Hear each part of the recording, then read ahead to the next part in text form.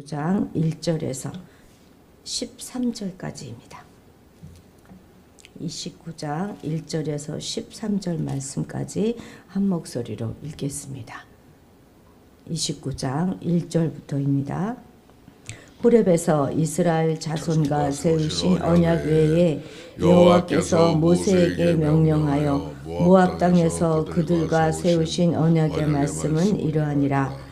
모세가 온 이스라엘을 소집하고 그들에게 이르되 여호와께서 애굽 땅에서 너희의 목전에 바로와 그의 모든 신하와 그의 온 땅에 행하신 모든 일을 너희가 보았나니 곧 그 큰 시험과 이적과 큰 이사를 너희 눈으로 보았느니라. 그러나 깨닫는 마음과 보는 눈과 듣는 귀는 오늘까지 여호와께서 너희에게 주지 아니하셨느니라. 주께서 40년 동안 너희를 광야에서 인도하셨거니와 너희 몸에 옷이 낡아지지 아니하였고 너희의 발의 신이 헤어지지 아니하였으며 너희에게 떡도 먹지 못하며 포도주나 독주를 마시지 못하게 하셨음은 주는 너희의 하나님 여호와이신 줄을 알게 하려 하심이니라. 너희가 이곳에 올 때에 헤스본 왕 시온과 바산 왕 옥이 우리와 싸우러 나왔으므로 우리가 그들을 치고 그 땅을 차지하여 루벤과 갓과 므낫세 반 지파에게 기업으로 주었나니 그런즉 너희는 이 언약의 말씀을 지켜 행하라. 그리하면 너희가 하는 모든 일이 형통하리라. 오늘 너희 곧 너희의 수령과 너희의 지파와 너희의 장로들과 너희의 지도자와 이스라엘 모든 남자와 너희의 유아들과 너희의 아내와 및 내 진중에 있는 객과 너희를 위하여 나무를 패는 자로부터 물 깃는 자까지 다 너희의 하나님 여호와 앞에 서 있는 것은 네 하나님 여호와의 언약에 참여하며 또 네 하나님 여호와께서 오늘 내게 하시는 맹세에 참여하여 여호와께서 내게 말씀하신 대로 또 내 조상 아브라함과 이삭과 야곱에게 맹세하신 대로 오늘 너를 세워 자기 백성을 삼으시고 그는 친히 내 하나님이 되시려 함이니라. 아멘. 가나안 땅 입상을 눈앞에 두고 이스라엘 백성들에게 신신당부하는 그 내용이 바로 이 신명기입니다. 이 신명기는 그래서 모세의 세 편의 설교로 구성되어 있는데 요즘 우리가 보고 있는 것이 그 마지막 세 번째 설교이지요. 이 축복과 저주의 선포로 시작되었던 이 세 번째 설교는 모세의 고별 설교라고 할 수 있어요. 위원과도 같은 그런 설교입니다. 27장부터 시작해서 이제 30장까지 계속 되어지죠. 오늘 본문에서 이 모세는 이스라엘이 하나님과 그 모압 평지 언약을 체결하기까지 그때까지 역사를 쭉 회고하면서 말씀을 선포하고 있는데 즉 이게 출애굽 구속 사건과 또 광야에서의 그들을 40년 동안 인도하신 역사 그리고 얼마 전에 있었던 아모리 족속 정복 사건 이 모두를 상기시키면서 이스라엘 백성들이 하나님과 언약을 준수해야만 하는 그 당위성에 관하여 지금 선포하고 있습니다. 우리 1절 같이 읽겠습니다.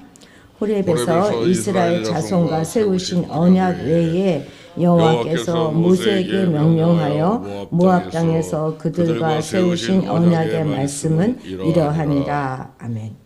신명기에서 나오는 중요한 작성은 두 가지가 있는데 호렙산이고 그 다음에 이제 모압 평지입니다. 호렙산은 우리가 잘 알고 있는 것처럼 시내산과 동일시 여겨지는 그런 곳이잖아요. 출애굽한 이스라엘 백성들이 하나님으로부터 이 언약을 수여받았던 그런 장소입니다.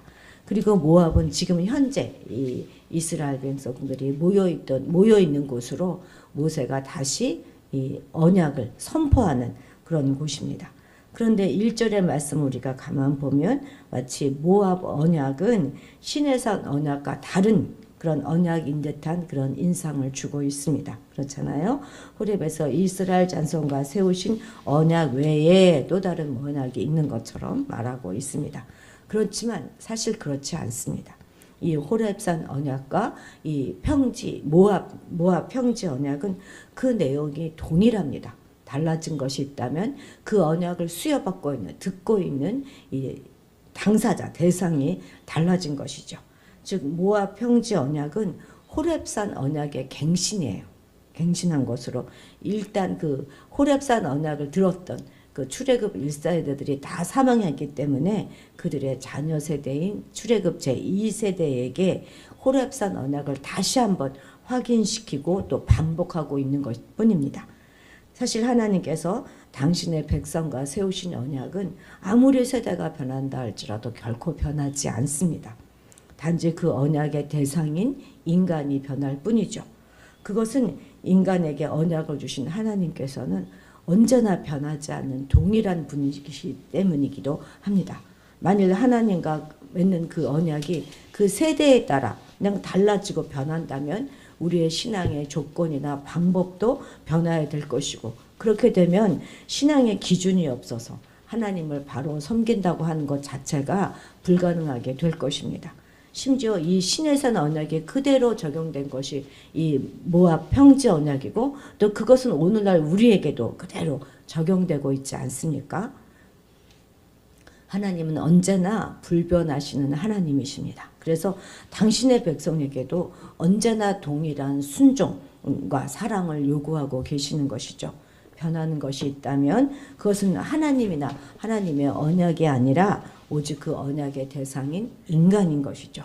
따라서 우리는 결코 하나님을 향한 사랑과 열정을 잃어버리고 변하여서 하나님을 거역하는 자들이 되어서는 안 될 것입니다. 어제도 오늘도 동일하신 그 하나님의 변함없인 그 사랑을, 변함없인 그 하나님에 대하여 끝까지 우리도 동일하게 사랑하고 그 말씀을 끝까지 순종하는 그런 사람이 되어야 하는 것이죠. 비록 그것이 우리의 모든 것, 우리의 목숨까지도 요구되는 것이라 할지라도 결코 우리가 마음을 변하여서 하나님을 떠나는 그런 일은 없어야 될 것입니다.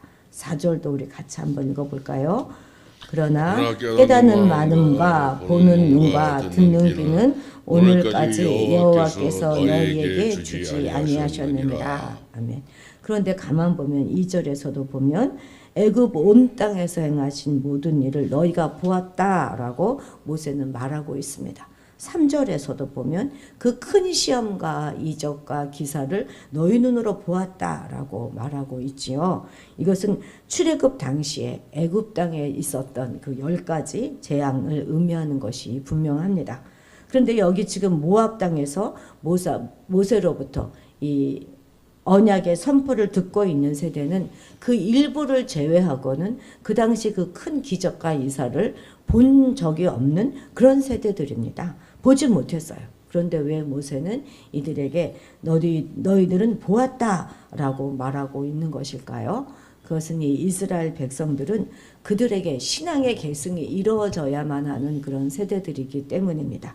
그 부모 세대와 맺은 언약이 그대로 그 자녀 세대로 계승되어져야만 하기 때문이죠. 그래서 모세는 그것을 제2세대 사건으로 재해석하면서 새로운 세대에게도 지금 율법 준수할 것을 명령하고 있는 것이죠.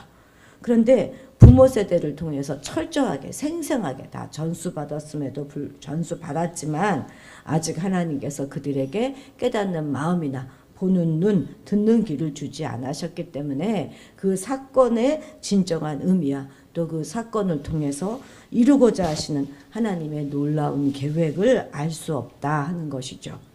어떻게도 이렇게 둔할 수가 있을까요?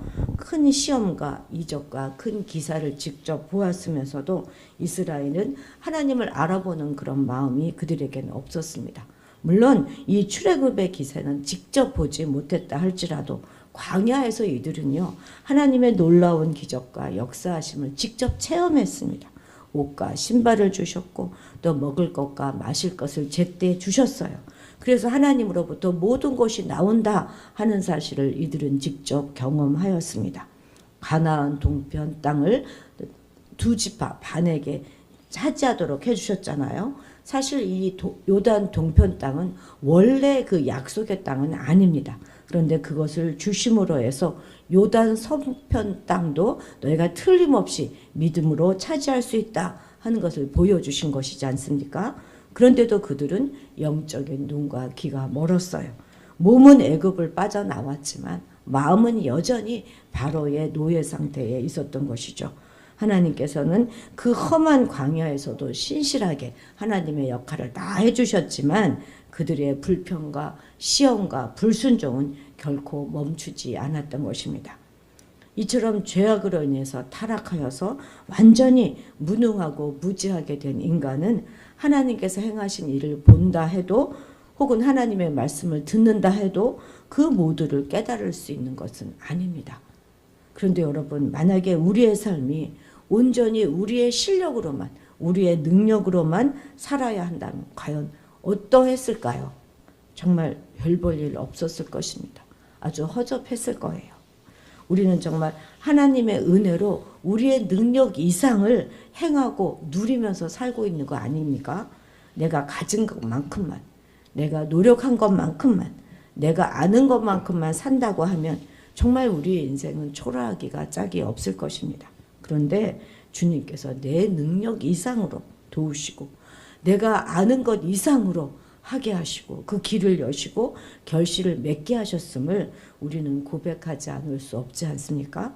그럼에도 불구하고 그 모든 것이 은혜다 하는 사실을 볼 수 없다면 이 모든 것이 다 내 실력으로 내 능력으로 이루어진 것이냐 우리는 아주 교만하게 오만하게 살아가게 될 것이 분명합니다.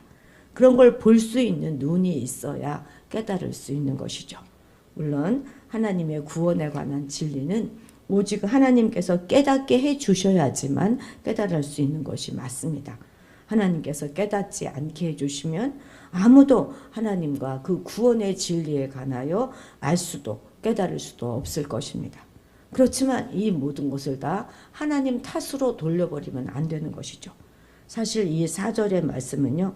그렇게 다 보았으면서 하나님이 동행하시고 함께 하셨음을 깨달아야 하는데 다 봤다면 그것을 깨달아야 하는데 어쩌면 그렇게 그것을 깨닫지 못하느냐 하는 것에 대한 역설적인 표현이기도 합니다.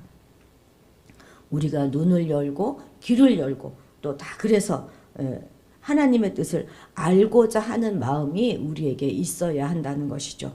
하나님도 우리에게 은혜로 그 모든 것을 주셔야 하겠지만 우리도 또한 하나님께 대하여 열린 마음을 가지고 하나님의 뜻을 찾으려고 하고 그 뜻 가운데 우리의 생각을 맞추려고 하면서 볼 수 있는 눈과 귀를 열어달라 이렇게 늘 하나님께 구해야 할 것입니다. 그리고 우리에게 허락하신 그 은혜들을 잊지 말고 감사하면서 더 깊은 깨닫는 은혜를 주시기를 오늘도 우리는 간구해야 할 것입니다. 5절 6절도 읽겠습니다. 주께서 40년 동안 너희를 광야에서 인도하셨거니와 너희 몸에 옷이 낡아지지 아니하였고 너희의 발의 신이 헤어지지 아니하였으며 너희에게 떡도 먹지 못하며 포도주나 독주를 마시지 못하게 하셨음은 주는 너희의 하나님 여호와이신 줄을 알게 하려 하심이라. 아멘. 이 얼마나 놀라운 은혜입니까? 40년 동안 광야 생활을 200만 명에 가까운 사람들이 했는데 옷도 신발도 부족함이 없었어요. 얼마나 놀라우신 공급하신가 보호하심이었습니까? 떡도 먹지 않았어요. 왜요? 이들은 만나가 내렸기 때문에 굳이 떡을 해서 먹을 이유가 없었던 것이죠. 광야에는 물이 부족하니까 늘 이들은 포도주를 식수처럼 음료수처럼 마셨습니다. 그런데 반석에서 필요한 만큼 넉넉한 물이 터졌기 때문에 이들은 포도주를 마시지 않아도 되었습니다. 이들이 왜 독주를 마셨죠? 광야에서는 밤에 너무 춥기 때문에 독주를 조금씩 마셔야 했습니다. 그런데 이스라엘 백성들은 불기둥이 그들을 덮어주었기 때문에 춥지 않았어요. 그래서 독주를 맡을 필요가 이들은 없었습니다. 이 모든 것이 다 하나님의 보호하심이었고 은혜였다 하는 것을 지금 모세는 상기시키고 있는 것이죠. 그런데 모세가 이스라엘 백성들에게 이처럼 지나온 모든 과거를 상기시키고 있는 이유가 무엇입니까? 그것은 과거의 그 사실을 통하여서 하나님께서 이제 과거에 완전하게 그들을 지키시고 보호하시고 인도하시는 하나님이다. 그 사실을 철저하게 깨닫게 함으로써 앞으로 다가올 미래, 곧 가나안 땅에 들어가서 그들이 더욱더 철저하게 하나님을 의지해야 한다 하는 것을 강조하기 위함입니다. 저도 때로 우리 교회가 어떻게 이렇게 커가게 되었지 하면서 우리 개척했을 때를 종종 저희가 좀 생각해 봅니다. 마음이 힘들 때 그것이 얼마나 큰 위로가 되는지 모릅니다. 어떻게 우리가 이곳을 얻게 되었고 또 어떻게 이 모든 비용을 다 마련하게 되었고 어떻게 사람들이 이렇게 모이게 되었는가, 우리가 또 어떻게 이렇게 확장하게 되었는가, 이 하나하나가 정말 감사할 뿐입니다. 우리 이런 모든 일에 우리가 증인이지 않습니까? 사실 지내온 과거는요, 어떻게 미래에 우리가 어떠한 삶을 살아야 할 것인가 하는 것을 제시해주는 지침서이고 또한 교과서가 됩니다. 과거의 삶을 얼마나 철저하게 반성하고 그 과거가 주는 교훈을 얼마나 철저하게 잘 활용하느냐에 따라서 우리의 미래는 완전히 달라지게 될 것입니다. 우리는 결코 과거를 소홀히 여기거나 무시해서는 안 될 것입니다. 우리가 과거를 무시하거나 소홀하게 한다면 우리는 결코 과거보다 나은 삶을 살 수는 없을 것입니다. 세계적인 역사학자인 토인비는 역사에서 교훈을 얻지 못한 민족은 망한다, 이런 말을 했습니다. 이것은 단지 민족에게만 국한된 말이 아니라 개인에게도 그대로 적용되는 말이 될 것입니다. 과거에서 교훈을 얻지 못하는 개인 역시도 진보할 수 없어요. 같은 실수를 계속 반복할 수밖에 없기 때문에 결국 실패하는 인생을 살 수밖에 없는 것이죠. 그렇기 때문에 우리는 과거를 미래를 위한 교과서로 삼아서 그 교과서가 주는 그 교훈을 따라 살아가기에 힘써야 할 것입니다. 또한 오늘은 내일의 과거가 되는 것이지 않습니까? 오늘을 충실하게 잘 하나님과 동행하며 살아가는 그것이 우리의 내일을 잘 준비하는 첩경이 된다는 사실 또한 우리는 잊지 말아야 할 것입니다. 그래서 오늘 우리는 하나님의 은혜를 기억하면서 어제의 실수를 반복하지 말고 잘 돌이켜서 건강한 하루를 살아가게 되시기를 축복합니다. 기도하시겠습니다. 하나님 아버지, 출애굽과 광야 40년의 놀라운 은혜의 시간을 보냈으면서도 늘 불평과 원망으로 가득 찼던 이스라엘의 모습이 바로 오늘 우리의 모습임을 고백합니다. 너무나 악하고 또 너무나 약한 우리를 불쌍히 여기셔서 어제나 오늘이나 동일하신 하나님 아버지를 닮아 변함없는 한결같은 그 믿음의 길을 걸어가게 도와주옵소서. 어떤 어려움 가운데서도 흔들리지 말게 하시고 힘들고 답답할 때는 언제나 지나간 날을 주님께서 어떻게 우리와 동행하셨는가, 어떻게 우리를 인도하셨는가, 어떻게 도우셨는가를 기억하며 힘을 얻고 우리와의 실수와 어리석음을 반복하지 않을 그런 지혜를 주옵소서.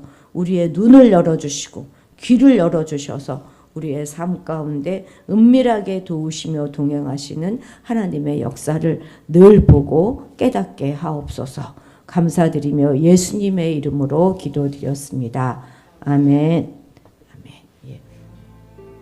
오늘은 세계 평화를 위해서 기도하는 날인데 참 요즘 또 이란과 이스라엘의 전쟁이 있지 않습니까? 그것이 중동 전쟁으로 확대되는 일이 없도록 또 모든 분쟁 지역에 하나님의 보호하심이 임하시기를 위해서 꼭 기도해 주시기 바랍니다. 오늘 수요 예배 있는 날이죠. 그 예배 가운데 성령님 임재하여 주시기를 기도하여 주시고 또 가정의 복음화를 위해서도 기도해 주시기 바랍니다. 우리 다 같이 주님의 이름을 크게 부르고 기도의 자리로 나아가도록 하겠습니다. 주여!